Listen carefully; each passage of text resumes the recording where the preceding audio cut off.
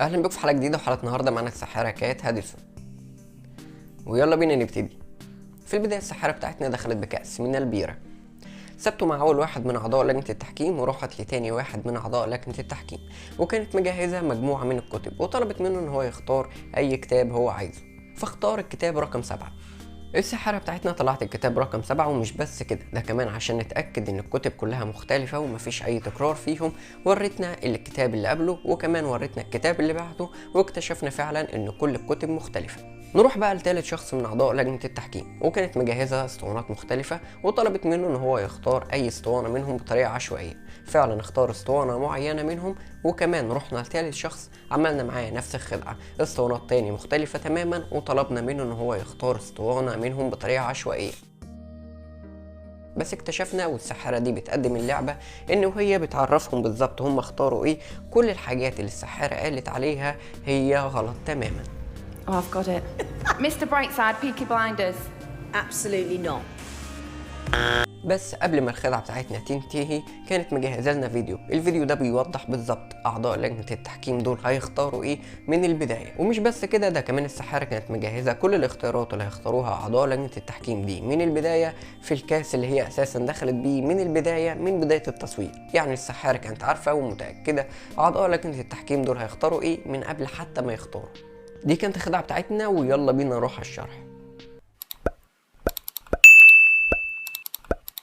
اول حاجه لازم نعرفها ان الساحره كانت مجهزه الفيديو ومجهزه الكلام اللي مكتوب على الكاس من البدايه، من قبل بدايه التصوير.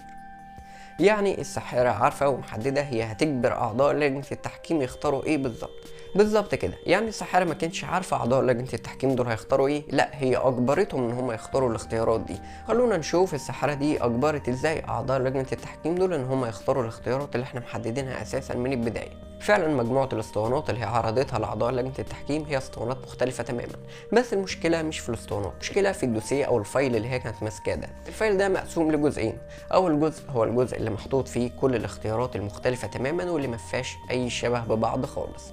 تاني جزء وده الجزء اللي بتفتحه علشان اعضاء لجنه التحكيم يختاروا منه، وده الجزء اللي كل الاختيارات اللي فيه شبه بعض.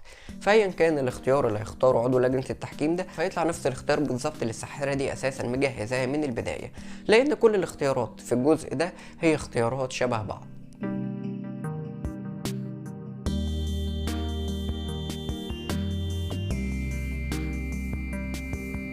ودي الطريقة اللي استخدمتها مع أول شخص من أعضاء لجنة التحكيم، واستخدمتها كمان مع تاني شخص من أعضاء لجنة التحكيم.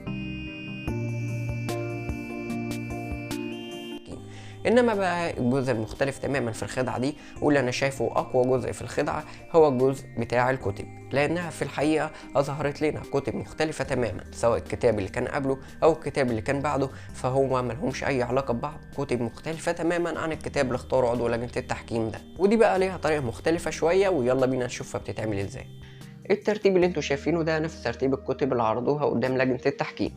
اللون الاصفر اللي احنا شايفينه ده هو الكتاب اللي احنا هنجبر عضو لجنة التحكيم ده انه يختاره، انما اللون الاخضر واللون الاحمر فهي الكتب العشوائية اللي احنا حاطينها وسط الكتب بتاعتنا.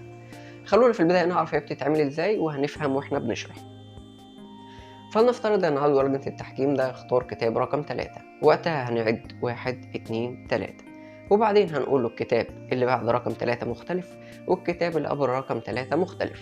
طب فلنفترض ان عضو لجنة التحكيم ده اختار كتاب رقم 4، في الوقت ده هنعد من الناحية اليمين، هنقول له 1 2 3 4، ونديله برضو الكتاب بتاعنا، وبعدين هنقول له ده مختلف والكتاب اللي بعديه كمان مختلف.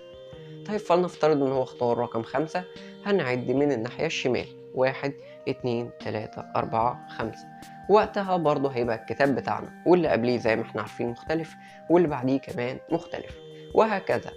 وكمان لو اختار رقم 7 هنعد من هنا 1 2 3 4 5 6 7، وزي ما احنا عارفين اللي قبليه مختلف واللي بعديه كمان مختلف. دي الطريقة بالظبط اللي كانت مترتبة بيها الكتب بتاعتنا. وقبل ما انهي الحلقه ما تنساش تكتب لنا كومنت لطيف في التعليقات علشان اجمل كومنت هيظهر معانا الحلقه اللي جايه. وعموما دي كانت حلقتنا النهارده، ولو عجبتكم الحلقه ما تنسوش تدعمونا بلايك وشير وتشتركوا في القناه وتشاركونا في التعليقات بالخدعه اللي انتوا عايزين تعرفوا بتتعمل ازاي، ولينك صفحه الفيسبوك تحت، واشوفكم الحلقه الجايه.